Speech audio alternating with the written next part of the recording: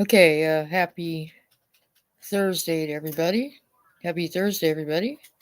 I'm in Northern California, where apparently there's supposed to be this weird, I guess, another atmospheric river type rain, but it's actually just mostly snow, or it's gonna be like 10 feet of snow, like 5 to 6,000 feet or whatever. So apparently California's gonna get enough snow and keep the resorts open until April, right? Or maybe even past April. Um, so I'm sure they're happy about that.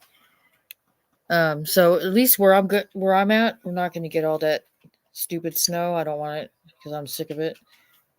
But there's the thing in California, and they're telling people don't go up to the mountains and don't travel or whatever.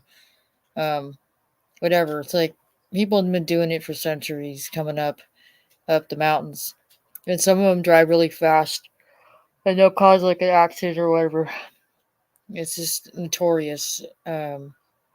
Anyways, act like it's some brand new thing, I guess, weather in California, but it's not. It's not a brand new thing. We've always had some kind of weather here in this state.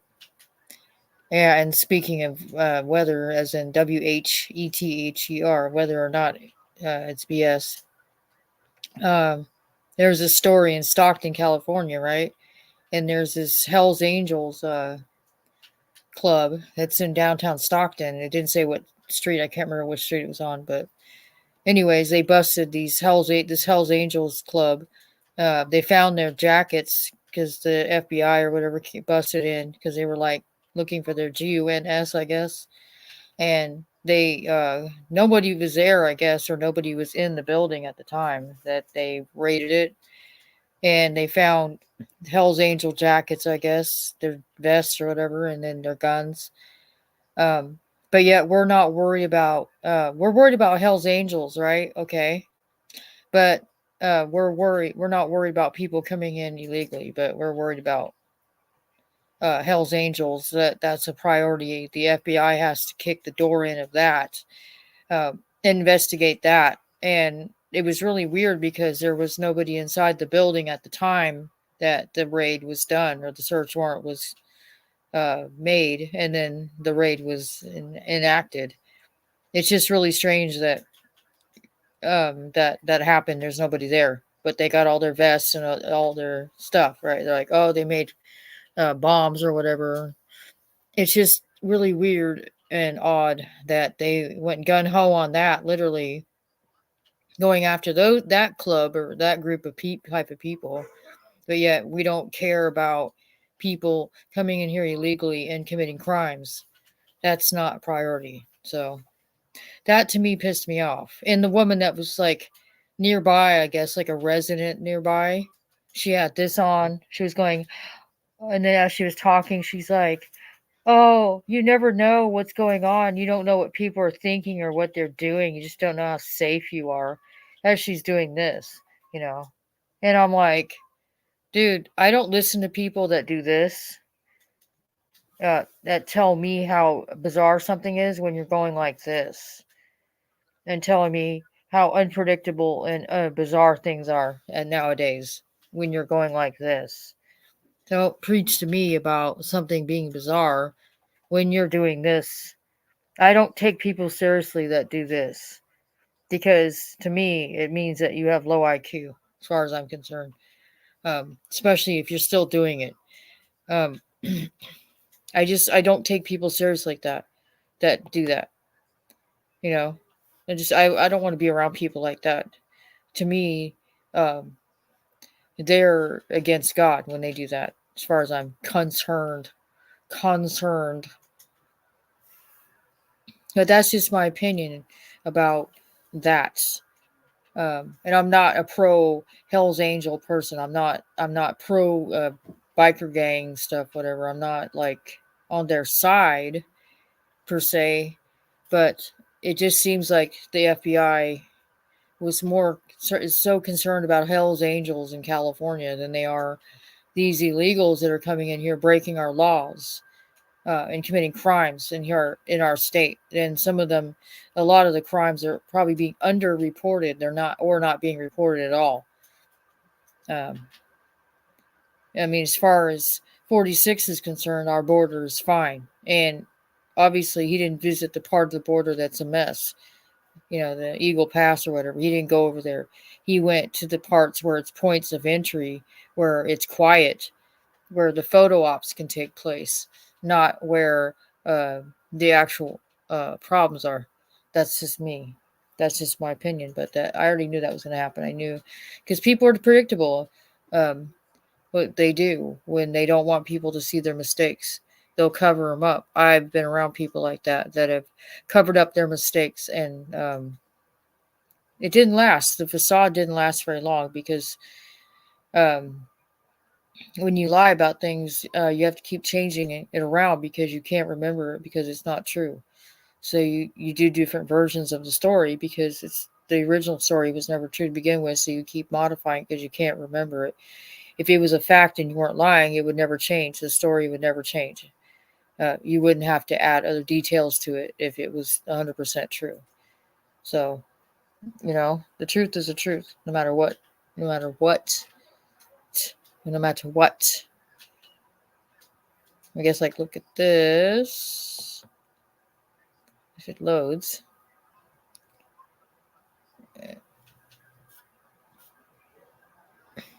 I don't know if anyone wants me to read that notorious or no, nefarious book. I don't know why I said notorious. Nefarious book.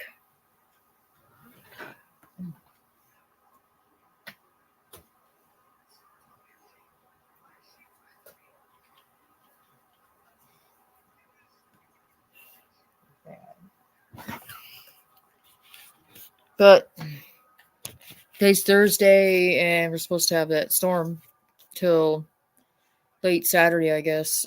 And it's probably the last of the winter stuff. So in a way, I guess I should be happy because it's going to bring us extra water for our state because our state suffers from drought. That's why we have such a dry climate here in California.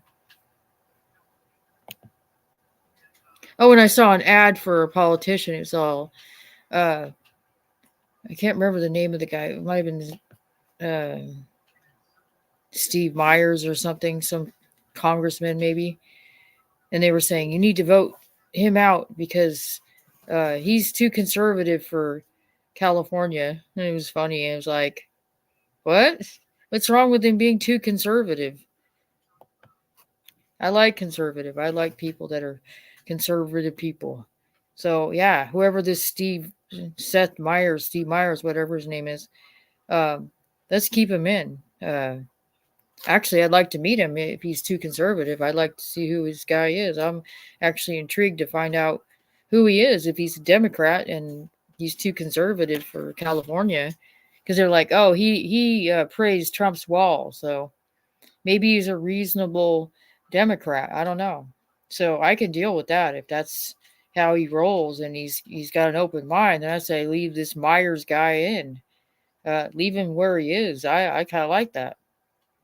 Sounds like he's willing to work with people. So that's who we want. It doesn't have to have an R in front of the name, as long as they're willing to work with the people and do what's best for the state. That's all I care about. Not what's in the best interest of them, but what's in the best interest of our state as a whole. Yeah, so there's some Republicans that are not working in our best interest, and I don't want them there. It's like, we can name a few of them that don't need to be there, that are not working in our interest. So it has nothing to do with party lines in some cases.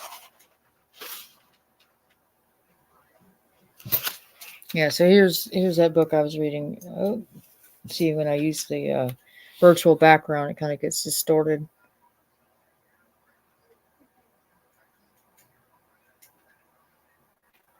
It's kind of a raw truth, huh? Because we're all influenced. We get despair. You get downtrodden, and it's easy. It's easy to get downtrodden. You know what I mean?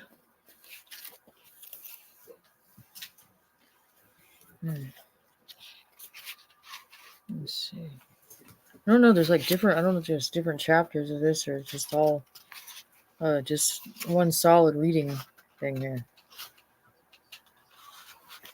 One thing about this devil in this book, he likes to call you a sack of meat. uh, yeah, I suppose so. The only one who wasn't a sack of meat was Jesus, because when he rose from the dead, he took his body with him. He wasn't left. His bones were not left here. His whole everything went up to his Father. His body. He took his body up to heaven. Unlike us, we have to lose our body in order to get to heaven. So we don't take it with us, apparently, right? Unless it's the second coming of Christ, I guess, and then our souls go up. But it's not our body, it's our soul. And it's going to be not what physically what you see, it has to do with your soul. Is how you're going to recognize other people, I guess, is by their soul, not by their physical form. So I guess we're just going to be like spirits. I guess spirit binds are, it's not a physical form, I suppose. According to the Bible, right?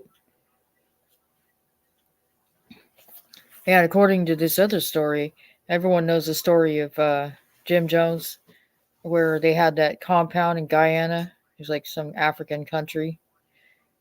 Anyways, when those people died, they had to take the bodies out of there, because I guess because they were Americans, the ones that were in Guyana, because they sold all their worldly things to go live on that plantation with Jim Jones.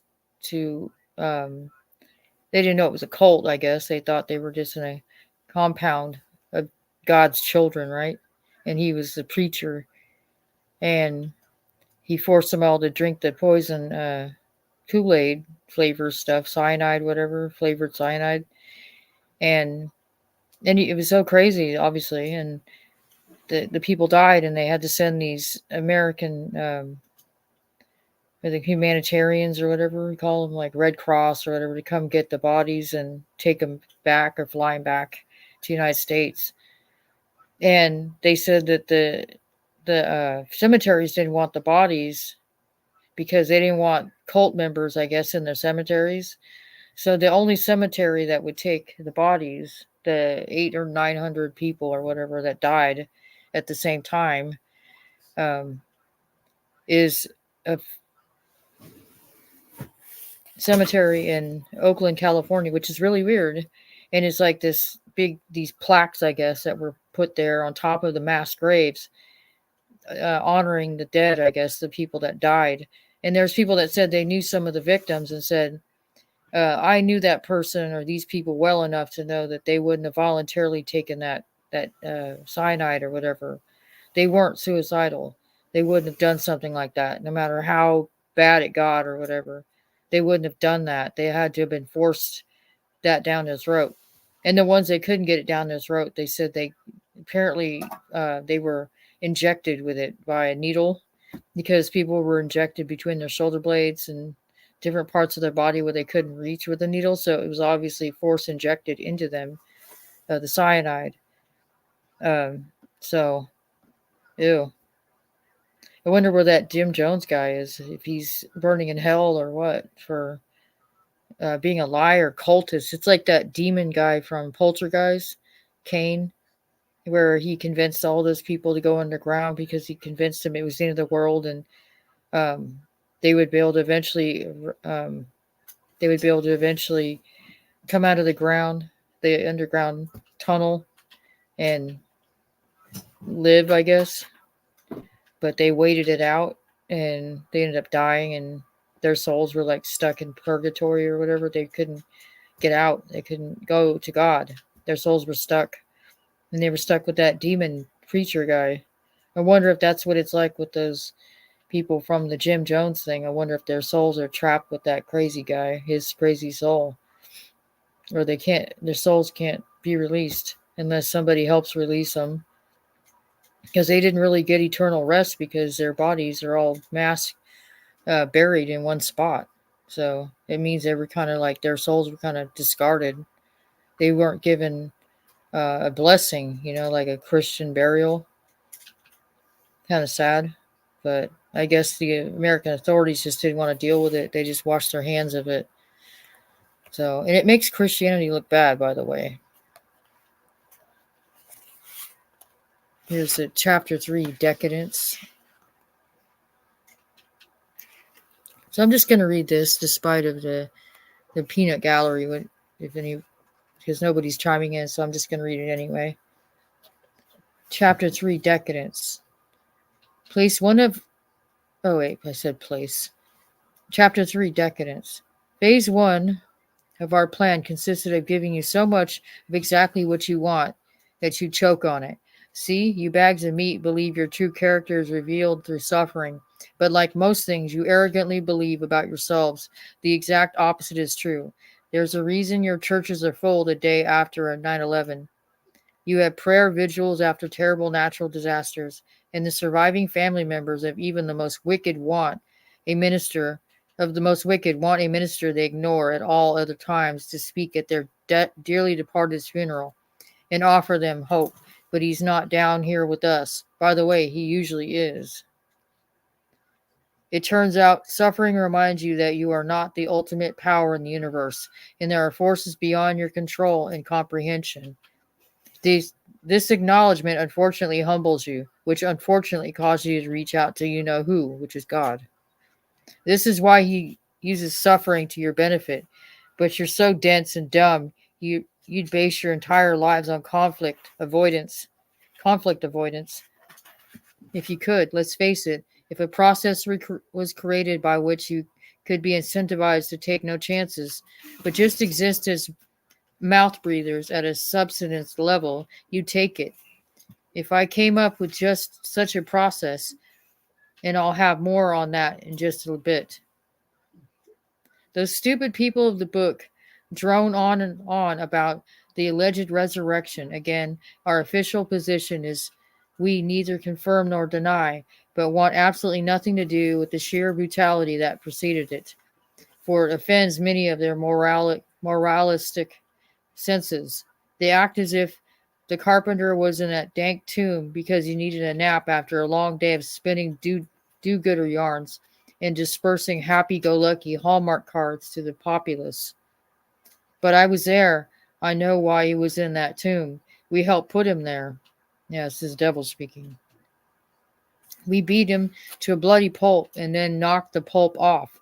When he couldn't take any more, we gave him some more what for anyway, just because we could. We would have kept beating him too, except had we done so, he would have never made it to that cross. We weren't going to miss the opportunity to watch him die like that in broad daylight, being mocked, scorned, and spit upon by the very bags of meat he came to save. Ugh. Even now, thousands of years later, I can still recite the snottiest jeers of the maddening crowd word for word. I get almost as tingly recalling them today as I did witnessing live way back then.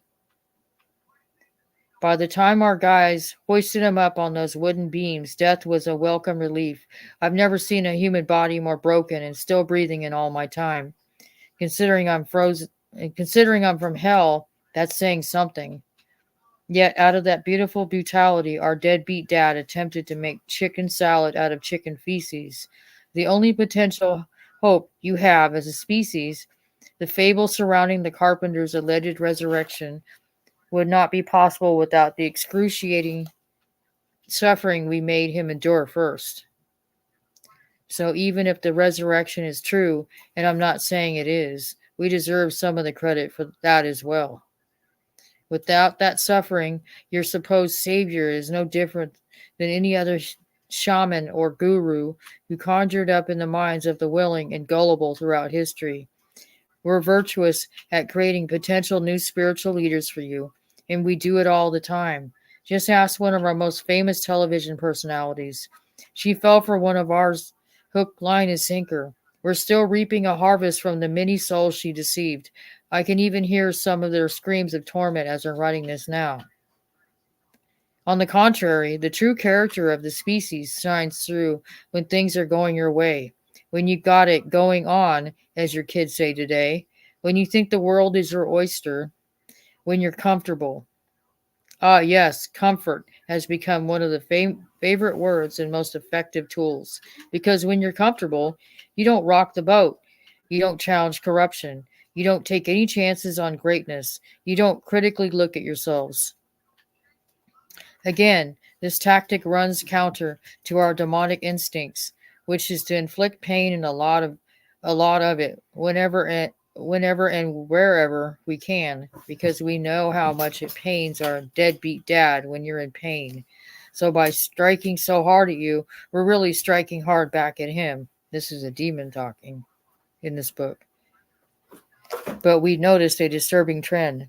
We put the carpenter in that tomb, and that didn't stop you. We crucified upside down that loud-mouthed commoner fisherman who took up his mantle, and that didn't stop you. Hell, back in the day, we spilled so much blood from their followers in places like Egypt and Asia Minor, your present-day Turkey, for those of you in public school, for those of you in public school. We painted the sand crimson, but that didn't stop you either. It seems as if your species rallies around its martyrs. Thus, our current policy is only to start killing your heroes when it's apparent they cannot be compromised, because they're usually to us dead, more dangerous to us dead than alive. That makes heroes a tricky business. One of your recent hit superhero movies, made by a rather insightful bag of meat, put it well, and I'm paraphrasing somewhat here. If you make yourself more than just a man, a symbol, you become something else entirely, something incorruptible, a legend. Legends are a pain in our ass. Take, for example, when this snot-nosed shepherd kid got lucky once with a slingshot. What was his name? Yes, I know it was David, you numbskull. I've just chosen to forget. Haven't you ever heard of sarcasm? For days on end, our man stood there, a giant among the rest of those troglodytes, taunting those gutless Jews into utter fear and submission. I have never seen anything like it. I mean, sure, I've seen your species afraid before. I don't call it a day until I witness at least one of you in fear of something we've concocted. Fear is to us what oxygen is to you. We cannot go without it for too long. But an entire army of allegedly grown men afraid of just one man? That was a new one, even on me. And I've got extremely low expectations for your species. Yet here comes this mouthy kid and his 5 smooth stones. He nails the luckiest shot in the world to take down our guy, and suddenly his countrymen figured out that they really did have a pair after all. Thus, a legend was born, to which your species still clings to this very day. Pathetic. We can't even stand your secular legends, let alone the divinely inspired ones. Take your Superman, for example. He's supposedly a secular messiah, loosely inspired by a combination of stutterer, you know him as Moses, and the carpenter. That imaginary alien has been inspiring even pagan kids to be heroic for over 70 years. Try as we might, we can't seem to corrupt him. We thought we were going to do him in when that daffy Tim Burton decided to change his whole story and cast franchise killer Nicolas Cage, of all people, as a sort of post-mortem poster child back in the 1990s. But damned if the studio didn't halt production right before we ruined the character for good. Now he's back, and in his latest movie, he visits a priest in a church for guidance. And it's a dastardly villain who says she's on the side of evolution. The demon general who oversees your Hollywood was punished severely by my master for allowing that to happen. I won't give you his name, though. He's been shamed enough. Seriously, what kind of an all-powerful being visits a dopey priest from Kansas, or anywhere else for that matter, for guidance? Oh, and Superman still loves his mama, too. What a complete and total hack. Speaking of hacks, how many grown men reading this right now got misty-eyed at the end of the Man of Steel movie when the brat who would become Superman puts on the cape and pretends to be a future hero? How many of you losers did the exact same thing when you were paste eaters? That's what I thought. Even the worst cultures produce legends that compel you to aspire to something greater than you bags of meat you bags of meat you really are. It's unavoidable, really. Since you're made in his image, you're cursed with the same hero complex he has. You love to see somebody, especially yourselves, swoop in at the last minute and save the day just when it seems as if all is lost. Oh, I'm reading this. I can't. I'm gonna take off the that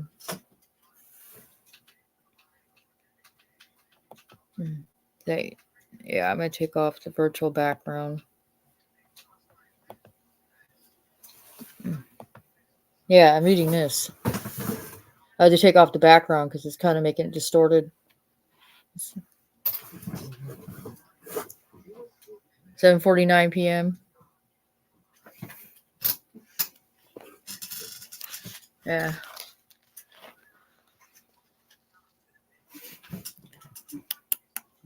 Okay. Oh, that's the author.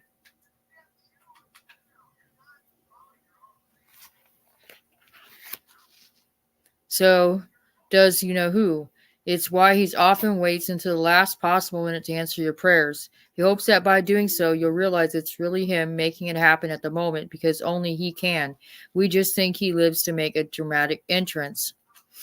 We can't stop these legends either, no matter how hard we try. In fact, it seems the harder we try, the more persistent you are in producing and clinging to your legends. And I can't think of a culture that has produced and clung to more legends than you bloody Americans have. Redneck, gangbanger, bus driver, or businessman, you Americans love your legends like a fly on stink. You can't you can't get enough. To make matters worse, you started exporting your legends globally. Now, kids in places where we've completely and totally dismantled any sense of normalcy know who your heroes are and are inspired by them. Obviously, we can't abide that. But how to corrupt? But how to corrupt the incorruptible? Every time we've tried, it doesn't work. Almost no one went and saw The Last Temptation of Christ back in the day. Remember that one? I mean, that was some crazy stuff. Seriously, a few of the demons down here got doped up on your heroin and came up with this idea of how to completely bastardize the life of the carpenter. They were just throwing whacked out stuff in there we didn't even think even you'd be stupid enough to buy. This is a book that this is a demon called Nefarious. Lo and behold, we found a gullible author and publisher for that turd, because we always find somebody willing to write a new interpretation of the old story you prefer to pretend is really a myth. Then later came the movie, done by one of your leading filmmakers, no less. Unfortunately, I think more people picketed the movie than actually went in and saw it. We waited a while before trying this again. Recently, we came out with movies turning Noah into a crazed daddy from The Shining, followed by reimagining, one of my favorite horse pucky terms. The stutterer as a barbaric schizophrenic, with our deadbeat dad depicted as a petulant child just for good measure. Except this time we did it right up with dazzling special effects, and even got your feckless media to promote it. But alas, those movies flopped as well. Turns out, no matter how lost your culture is, you still want your heroes to actually be something you can look up to. So, if we couldn't corrupt your heroes, that meant we had to corrupt you. We had to corrupt you to the point that you could no longer contemplate aspiring to be like your heroes. So altruistic, so pure, so brave. We had to corrupt you to the point that you would begin changing your heroes for us in order to make them more relatable and contemporary. We had to convince you that on one hand, you're just fine the way you are and human nature is basically good, but on the other hand, convince you that attempting to rise above your base nature was arrogant and judgmental. At first blush, those would seem to be contradictory notions and thus an impossible task. But that's why I get paid the big bucks. I found the answer in a new twist on an old tactic, decadence. When people think decadence, they think of someone like our beloved Nero, who is one of the better treated troglodytes down here, marrying his male slave inside the Roman Senate, or mass pagan orgies to gods of the harvest. See that as us in disguise. It's doubtful your culture will ever go for such overt public decadence, because even now there's sadly still a strong element of those within your borders who wish to follow you know who. Typically, we would consider such a remnant to be a threat, for your history proves it does not take a majority to prevail. Let's be honest here. We usually have the numbers. However, a persistent minority armed with unwavering courage of conviction, or just one such person even, is usually our most formidable foe. Yet right now, we pay it no mind, because you're not listening to the remnant remaining in your culture. You're shunning them, siding with us, and helping us to permanently silence them. Because tolerance, all thanks to the new type of decadence I contrived, a decadence based on dysfunction. What if we took the legalism, hypocrisy, and judgmental streak that moralistic cultures are stereotypically known for, and swung the pendulum so far the other way that having any moral standard at all made you out to be a bigot or a hater? Except we need a force powerful enough to be capable of destabilizing the cultural influence of your churches. Otherwise, we couldn't replace moral clarity with moral confusion, no matter how compelling our propaganda. More problematic is the fact you know who made his natural law an often self-enforcing mechanism, meaning there are common sense rewards for doing what he says is right, and common sense consequences for doing what he claims is wrong. Even in your most debauched state, you tend to respond to these common sense stimuli more often than not. So we'd also need a force powerful enough to incentivize you to ignore the reality written into your DNA. When I posed this hypothesis to my fellow demon generals, their snarky corporate response was akin to your dismissive good luck with that. They thought no such force on earth existed, and it would take decades of trial and error for us to manufacture it. They claimed my plan wasn't viable. Little did they know I had already identified a force capable of wreaking such havoc. Even better, this was a force ordained by none other than a deadbeat dad himself. Talk about hoisting him on his own petard. Petard, I wonder what petard is. That forces government. I remember the day I first laid out what I'm about to share with you to my master in front of my peers. I took a big risk with this one, and I would have certainly been punished for my own good, of course, had it proven to be a hard, harebrained scheme and a waste of my master's precious time. On second thought, though, it shouldn't have seemed so far-fetched if you stop and think about it. Most governments throughout your miserable existence have claimed to be the ultimate authority on this planet. But always remember, this is my master's world. Caesars have claimed to be gods. Kings have claimed a divine right to rule. Marxist governments claim there isn't a god. Therefore, the highest authority is the government itself, and so on and so forth. Therefore, it is really such a stretch to push government in this direction, since it really wants to go there anyway. Still, the way your government was constructed wasn't going to make this easy. After all, governments tend to turn on their people when they're defenseless, not when they're armed to the teeth like you people are. I admit I was stymied by that one for a bit. Okay, like maybe for 10 minutes or something, until I figured out the way to get around an armed citizenry is not to have the government turn on a people that can shoot back. Instead, we'll get the people to need the government, and then you'll voluntarily beat your swords into plowshares for us. Unfortunately, that begged another question. How are we going to get the most prosperous people in history who established the first viable middle class in history to need their government that much? What could create such a need? The breakdown of the family would do it, but how to go about it? It's not like we could start out with your family with a your family sucks message. Although nowadays we are that brazen, and you even give awards to the movies and television shows we make based on that theme. Snort. Snort. Snort, snort. Nonetheless, even as you bags of meat are too smart to fall for a full frontal assault at first, which is why you never see my master wearing a red unitard complete with a pitchfork, although I bet he'd rock it if he did. Thus, coming right out and saying, get hooked on government so we can destroy your most foundational institution probably wouldn't sell. But using government to save the family sure would. So to save you, we evolved your social safety net into a full-fledged welfare state. For a safety net implies a temporary rescue when you're overwhelmed, not a permanent state of being, which is exactly what a welfare state is. We needed you to feel permanently entitled to government, which is really saying you're entitled to steal from your neighbor because he may have more of something you do than you do. That's not fair, don't you know? That's right. Dear troglodytes, I, took the sin of covetousness and made it into its own political constituency, thanks to the welfare state. Come on, you can say it.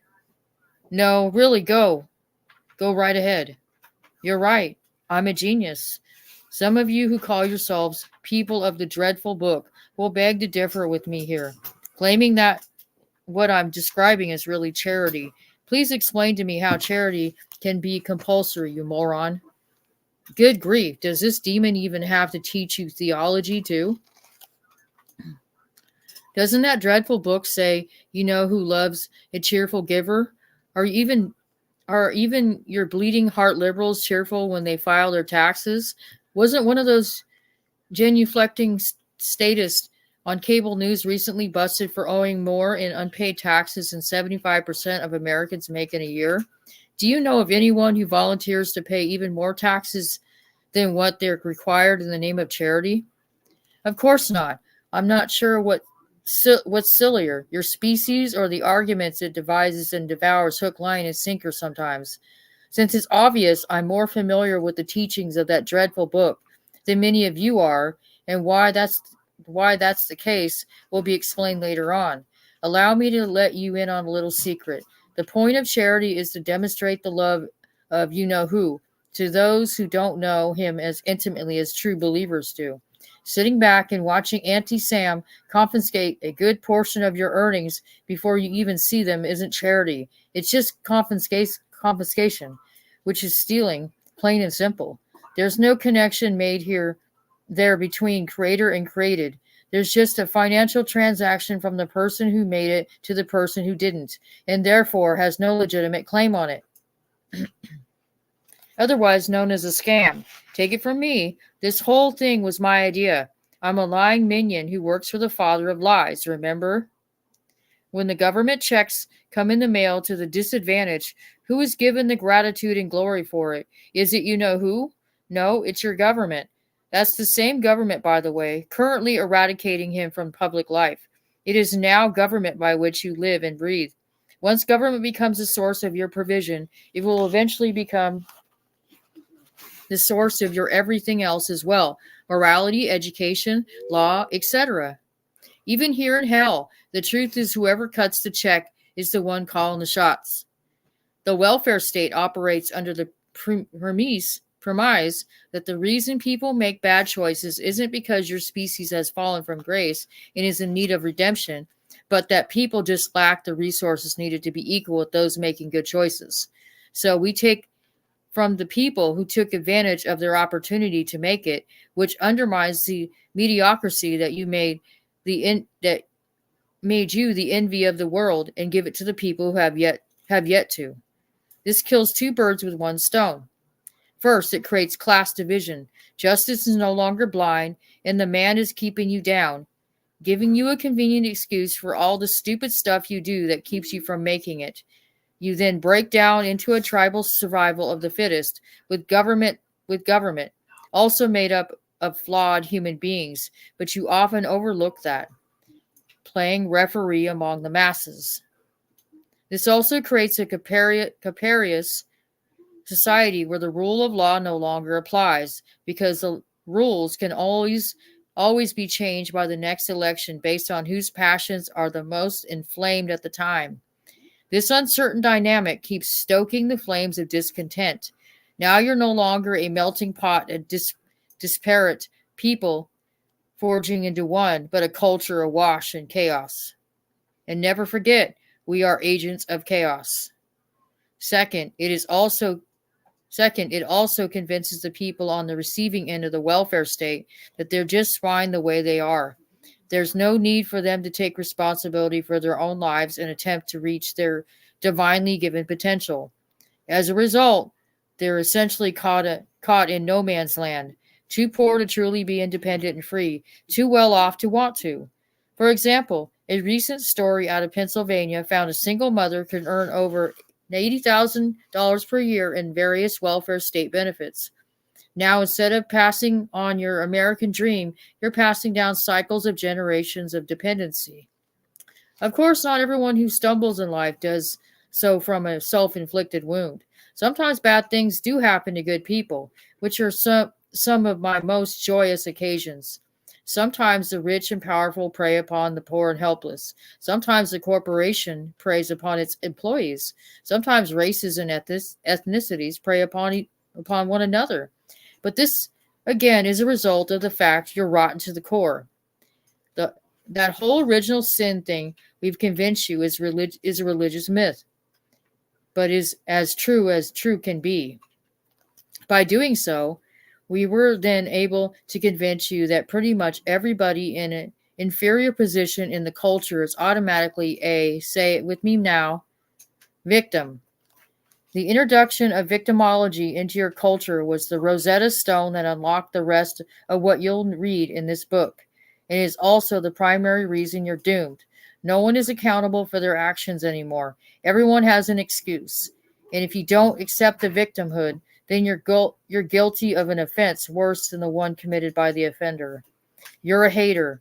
Originally, it was just those of more liberal persuasion who bought into this, with women and minorities perpetual targets of some sinister yet unseen institutional white male privilege that gave everybody a get out of jail free card for for their lot in life.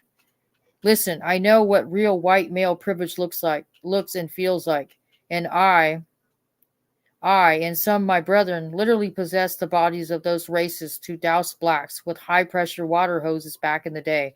I've lynched a few in my time as well. Now that is some real white male privilege for sure. You don't know what white male privilege truly is nowadays. You're so stupid that even after electing a black man to be president who attended a racist church that took its words right from the script, you're still suffering from white that took its words right from our script. You're still suffering from white liberal guilt. This brings me to a quick sidebar. You want to break the heart of your creator? Then do these three things in no particular order. Become an anti-Semite. Devalue and oppress a fellow human being because you deem them lower than devalue and oppress a fellow human being because you deem them lower than you based on race, creed, color, economic status, etc. Massacre your own children. You will grieve the most powerful being in the universe if you do these three things, because his most important commandments are to love him with everything you have, and then to love your neighbor as you love yourself. You can't obey these commandments if you commit acts that so blatantly go against his nature, such as these. But I digress. Since I and all of hell could give a rip about obeying him, we do these things in abundance, whenever and wherever we can. If it feels good, do it. We always say, and doing these things never feels better than when we're doing them for us. Of course, you bags of meat will look to get over on each other any chance you'll get. That's the human condition, but that's a far cry from the institutional racism, xenophobia, sexism, the victimology we planted in your elite culture enclaves claims you have. You think this victimology thing would have jumped the shark when you saw private property owned by blacks being looted by black rioters to protest racism in the recent Ferguson riots. But stupid is as stupid does, I suppose. I think I did my job a little too good. Case in point, ask one of your perpetually offended when America will finally be freed of its inequality. They can't give you an answer. Why? Why? Because they can't. Imagine an America where they would ever be true. That would ever be true. They're literally hardwired for victim status. Thus, a culture that doesn't default to victimology would be as foreign to them as a World Series would be to a Chicago Cubs fan. That might be my cheapest shot yet. Don't like the fact that the fewest Americans are working since the 1970s? You're just a racist who hates a black president. Don't like the fact you're paying for the college tuition of illegal aliens? You're just a hater. Think kids are off think kids are best off being raised by a married mom and dad? You're a bigot. I love this stuff. But wait, it gets better.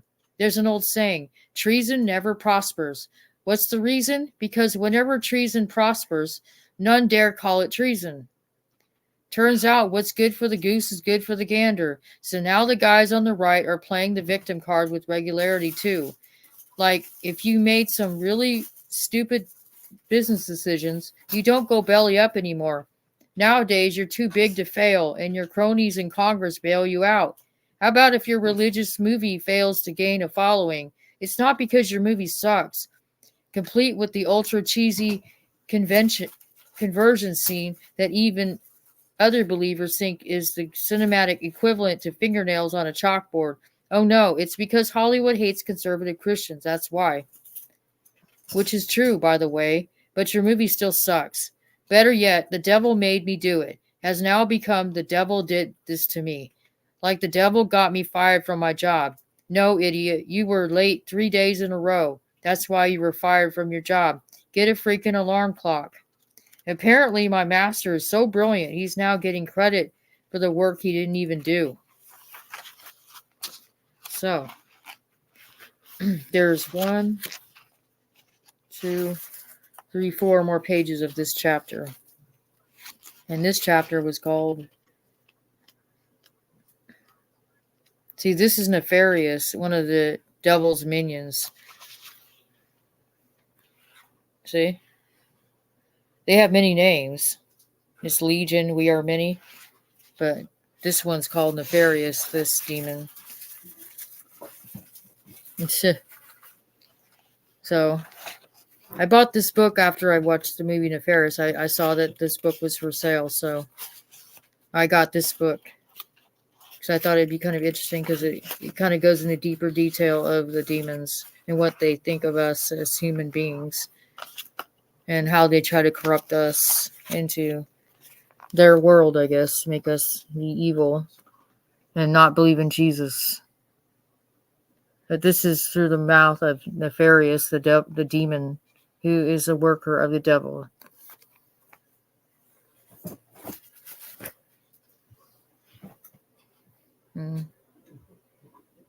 So, that's that. Okay, I've been on for almost an hour.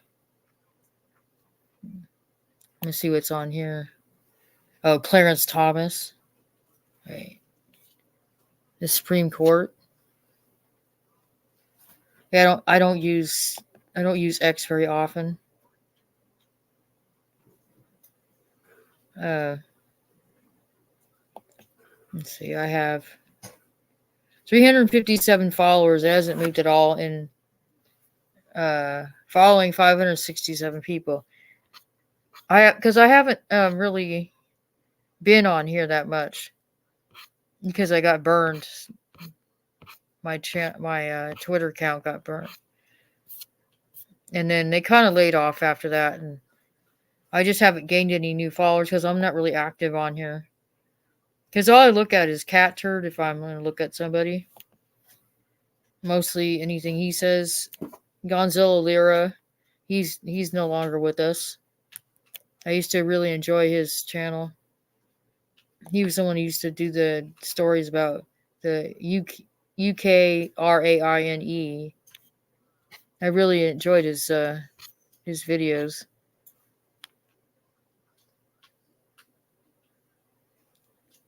Oh, Cat Turd said, "Why are Democrats so damn dumb?" He said 2 hours ago.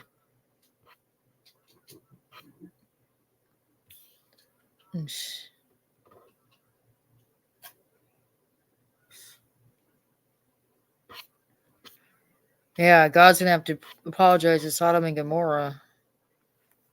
Even if Trump does get in, it is the damage is so deep. You're not going to be able to undo. A lot of this is not going to be undone. You're not going to instill immorality in 4 years. It's just gone.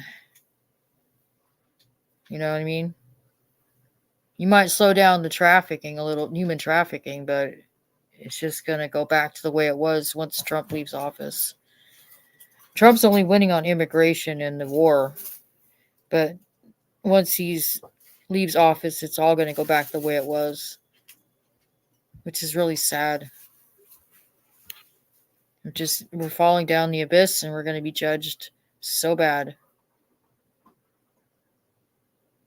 Ew, chicken sushi. That's disgusting. Is that like undercooked chicken? Ew.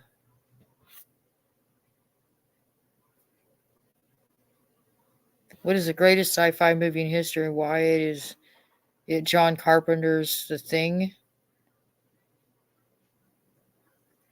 Oh, it's a movie called The Thing.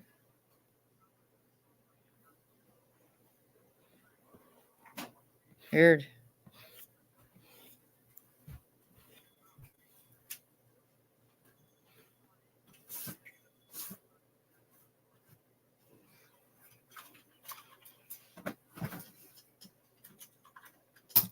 Nikki Haley.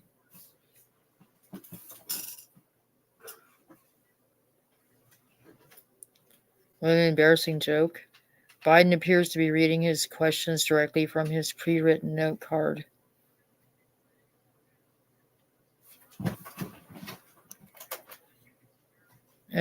Oh yeah, that was when Biden is at the border.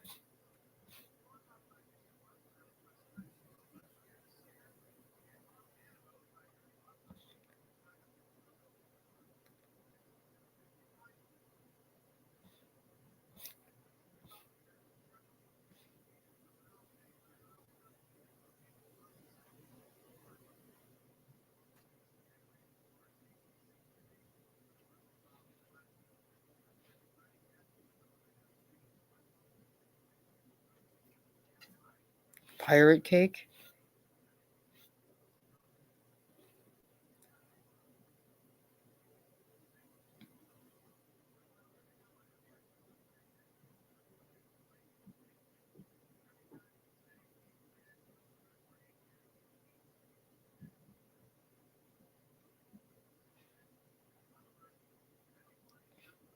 Okay, so Biden had some conflicting statement.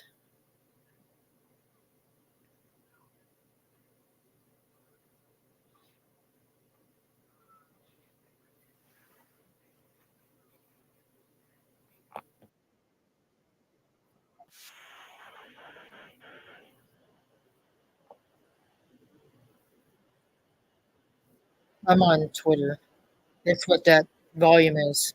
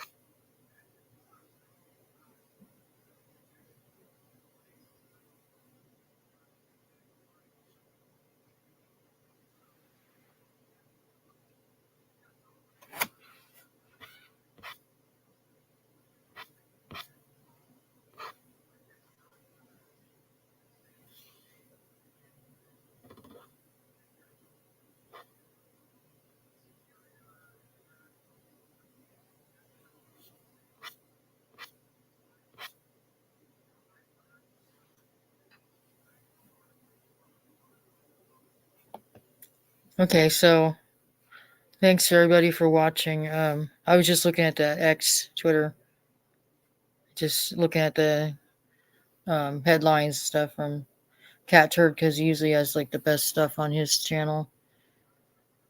He's like the main reason I even go on Twitter. Basically, I don't care about gaining any followers on Twitter. It's not important. It used to be. It used to be really important to me, but I'm not going to put a lot of emphasis on it. It's not the end of the world. I just look at it kind of like my YouTube channel. It's fine. Joe Biden will be in Brownsville, Texas today to greet his new voter base. Oh. And it's probably undocumented.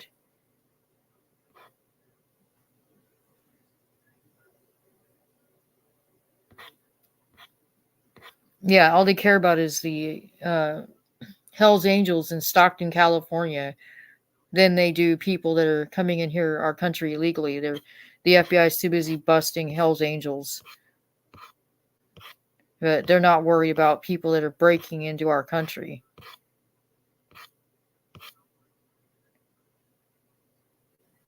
It's just sad. Yeah, I'm not saying the Hells Angels are innocent or anything. I'm just saying they put a lot of emphasis on worrying about Hells Angels in our state of California, but not worry about people that are coming into our state illegally and committing crimes. And they're the ones bringing the drugs and the GUNS in here illegally. And they're not looking into that, but they're looking into some club that was in Stockton, California, and there was no one even there anyway. It was empty. So they're like wasting our time. When it's a waste of time, they're sure all over that. It's like, why don't you guys do something righteous? They will when Trump's president because they're going to feel like they have to. It seems like when Trump was there, people were going out of their way to do the right thing. And then when Trump was not elected again, and they elected that whatever, everybody just became irresponsible. Everybody just, I don't know what happened. Just everything just fell apart. Just sad.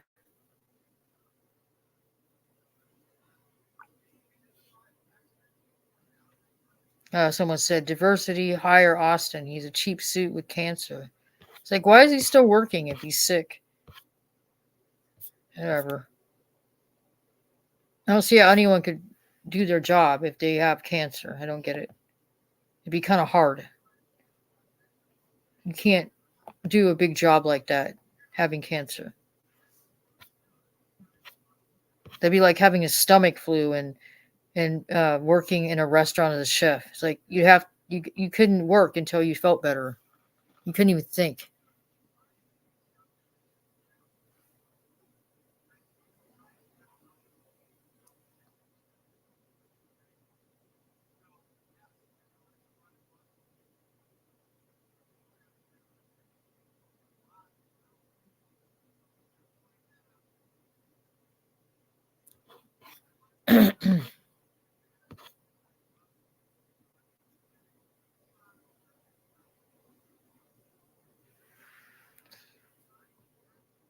So I'm gonna say goodnight. Thanks to everybody for coming in. I didn't mean to keep this hanging open. So I was just doing this for fun. So thanks everybody who supports my channel, actually watches it. So thanks everybody for coming in. I might read a little more of this book later. Tomorrow maybe. If you want to hear it. So anyways, thanks for watching.